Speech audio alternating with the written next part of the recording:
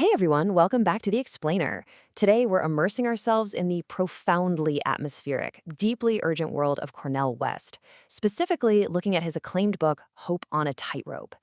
Now, this explainer is going to be a little bit different. We're looking at a journey filled with some of the most striking, self-contained quotations you'll ever come across.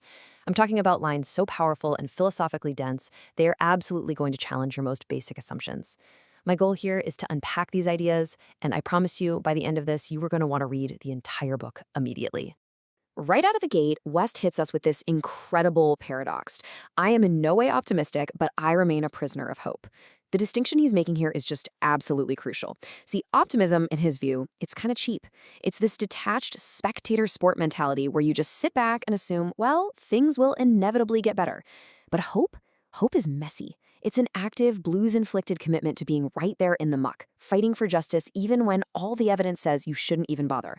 He says he is a prisoner to that kind of deeply engaged hope. But to really grasp why that kind of hope is so incredibly difficult to maintain, we've got to look at our current reality. So let's dive into Section 1, America's State of Emergency.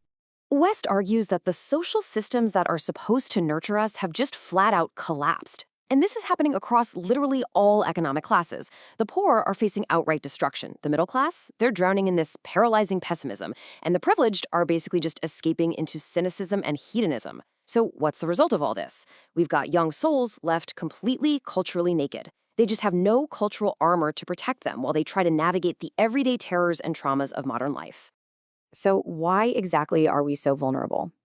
Well, this brings us to Section 2, the hotel civilization, and how society tries to dodge reality. West has this fascinating metaphor. He argues that America essentially operates like a hotel civilization. You know, a place where the lights are always on, there's this intense obsession with comfort, total convenience, and a sort of manufactured Disney-like innocence. It's a society that goes out of its way to deny death and dodge pain. But if you look on the right, to actually survive and find real grace, West says we have to embrace what he calls a tragicomic reality. We have to be willing to look defeat, despair, suffering, and grief squarely in the eye. Because without confronting the darker realities of life, you aren't really living at all. And that leads us to a pretty terrifying Socratic question, one we all really need to ask ourselves. How did I become so well-adjusted to injustice? Think about that for a second. It takes an immense amount of courage to look past your comfortable daily routine and confront the ways you might just be conforming to a totally broken system. Truly thinking critically? It requires the bravery to love the truth far more than you love your own comfort.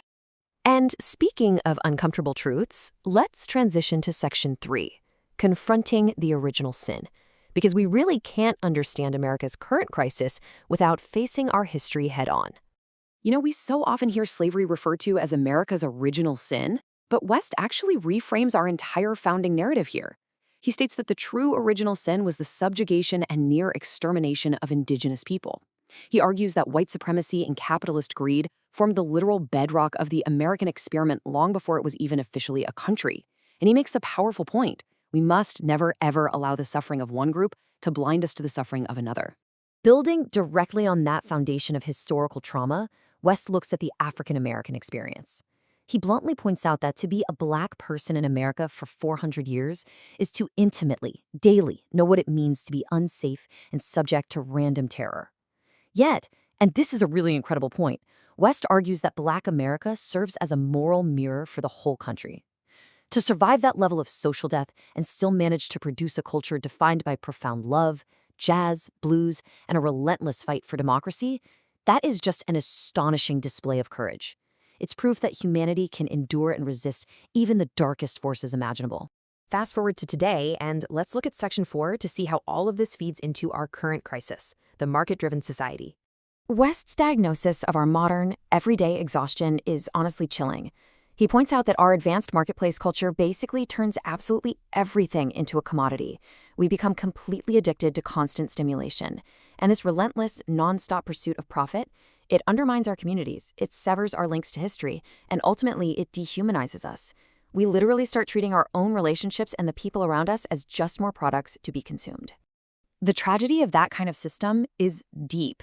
Just think about this for a moment. Parenting is the ultimate non-market activity.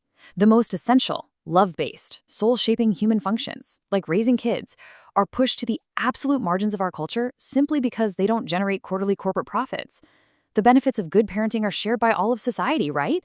But the costs, the heavy lifting, are entirely privatized, and that leaves parents utterly overworked and children left spiritually hungry. So, where do we go from here? How do we actually save ourselves? Well, West offers a powerful prescription in Section 5, Paideia and Deep Education. Here we see Dr. West, totally in his element, at the chalkboard, posing those heavy Socratic questions. He reminds us that true philosophy, a real love of wisdom, requires a ton of humility. It requires us to aggressively question the dogmas we've been fed by this market-driven society and actually be open to having our entire worldview dismantled. West uses an ancient Greek term to describe this process, paideia. It translates to deep education, but look at how he defines it here. It is learning how to die in order to live more intensely and abundantly. What he means is, every single time you surrender a deep-seated prejudice or you finally let go of a false assumption, an old version of yourself dies so that a new, more mature soul can be reborn. It's painful, sure, but it's completely necessary. We really have to recognize the difference between just being trained and gaining true wisdom. We've got an entire generation that has plenty of schooling. They know exactly how to follow the rules, pass the standardized tests, and gain those marketable skills to make a buck. But what they are desperately lacking is deep education, that paideia. Deep education is a literal turning of the soul away from superficial bling and narcissism and redirecting it toward truth, justice, and real compassion. But actually making that turn, that requires tremendous balance. And that brings us to our final chapter, Section 6, Walking the Tightrope. You absolutely cannot walk this tightrope alone. As this image of Wes speaking to a fired-up crowd shows us, we need community. We desperately need the prophetic tradition of everyday people who undergo real suffering but still somehow have the courage to imagine a better future and fight for it. Shared spirituality and community, those are the safety nets that keep us from just burning out as short-term freedom fighters. To do this, we have to actively champion these non-market values: love, care, sacrifice, community, and solidarity. You can't buy or sell these. They require immense discipline, real risk, and a whole lot of faith. But at the end of the day, they are quite literally the only things capable of sustaining a truly meaningful human life. And to cultivate those values, we need solid mentors. As Wes beautifully puts it, good examples are the go-kart of good judgments. You just can't gain access to wise judgment sitting in a classroom. You learn it by hanging around people who are grand examples of greatness. We have to bridge that generational divide and find those examples to guide us out of our current historical amnesia. All of this builds to West's ultimate, most profound conclusion. In the end, your life will be measured not by what you have.